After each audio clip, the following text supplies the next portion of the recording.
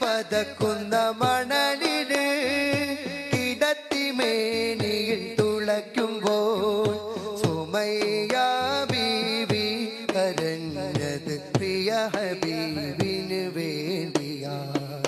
കഴുത്തിൽ തൂക്കുകയറില് പിടയും നേരം ഹുബൈബര് ചിരിച്ചതെന്റെ ഹബീബിനായൻ ജീവൻ നൽകണ ഫറഹിന. കവചമേകിയ മേനികൾ ഉഹദിൽ പകുത്തത് പ്രാണന. നബിക്ക് നേർക്കുള്ളമ്പുകൾ ഏറ്റുവാങ്ങിയ പ്രണയമാ. അവർക്ക്